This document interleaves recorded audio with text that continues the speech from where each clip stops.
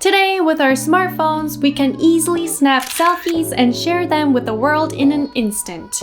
But before the age of cell phone cameras, Instagram, and TikTok, how did people craft their self-image and show it to others? In this episode of Art Story Lab, we're delving into the world of portraits, more specifically those of rouge-cheeked influencers of mid-18th century France painted by the preeminent portraitist Jean-Marc Nattier. Jean-Marc Nattier was one of the most popular portrait painters of his time. He was favored especially by wealthy female patrons who valued his skill in capturing their likeness while making them look even more beautiful. These portraits present their sitters in elegant poses, wearing contemporary costumes or classically inspired drapery, all exuding impossible grace and composure. Nattier frequently used this particular shade of muted grayish blue, now commonly known as Nattier blue. And this blue pigment sets off the smooth alabaster skin and powdered hair of his female beauties, as well as their heavily rouged cheeks, which was the fashionable look of the time.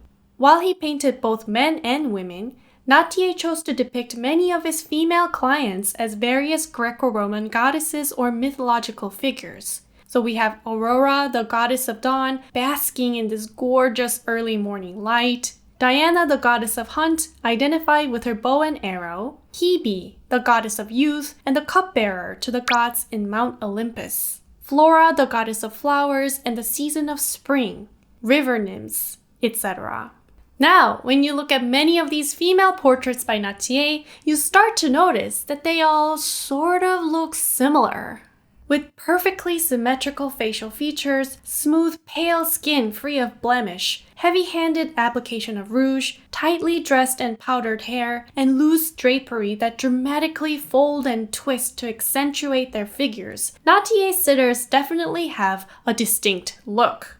And along with the muted palette including the famous shade of blue, pink, and pearly gray, and the single-figure compositions usually set in natural landscape background, you can pick out a Nattier portrait pretty easily from other painters' works.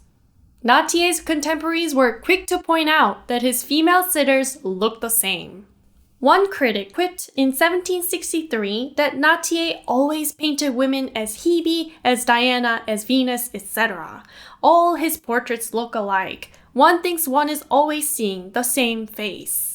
This criticism of Nattier's portraits, especially those of women, was intricately linked to the broader social anxiety surrounding women's love for portraits in general. Cultural commentators who bemoaned the corruption of the aristocracy blamed powerful and wealthy women for wanting to see pictures of themselves rather than pictures of grand and important narratives from the Bible and history. The most vocal critics said that women's unchecked ego and self-obsession drove them to decorate their homes with mirrors and their own portraits instead of paintings with narratives that would inspire them to become more virtuous. These self-indulgent, narcissistic women would rather look at themselves all day long and fool themselves into thinking that they're far better than who they really are by imagining themselves as the Graces, Flora, and Diana.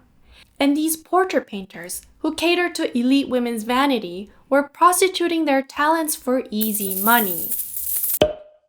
Art historians of the 20th century have more or less continued this perception of Nattier, calling the uniformity of his female portraits a formula. Some have attributed it to the artist's extreme popularity among aristocratic clients, which made it necessary for him to come up with generic compositions where he could easily swap out the faces of the sitters and quickly finish the portraits to satisfy his clients' demands. A fancy version of picture cutout boards, if you will.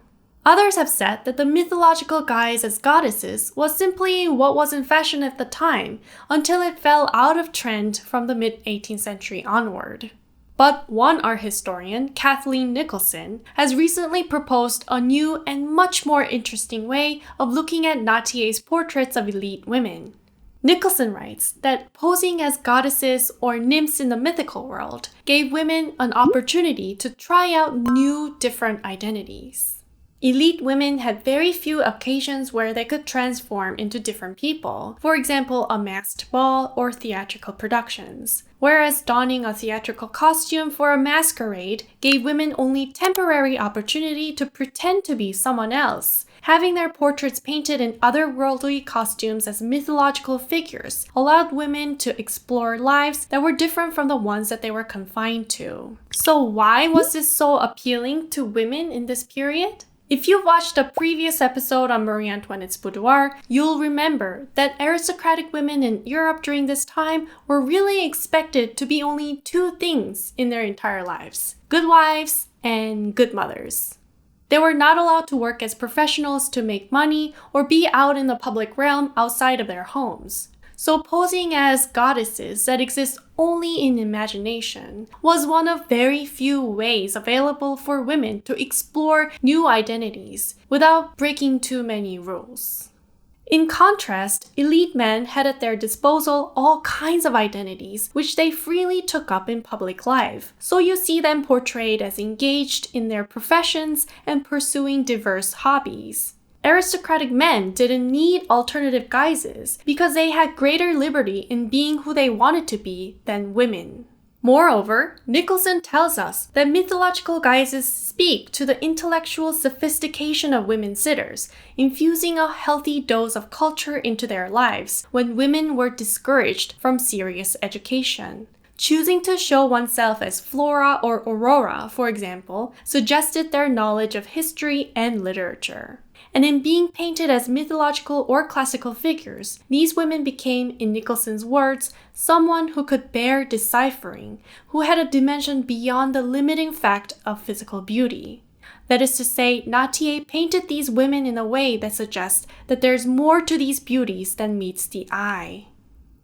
So rather than a simple result of what was fashionable in the moment of their creation, these portraits were what allowed women to look at themselves differently and to project an alternative image to others, even if only on the level of painted illusions. That makes Nattier's portraits of rouge-cheeked aristocratic women more than formulaic pictures of pretty faces.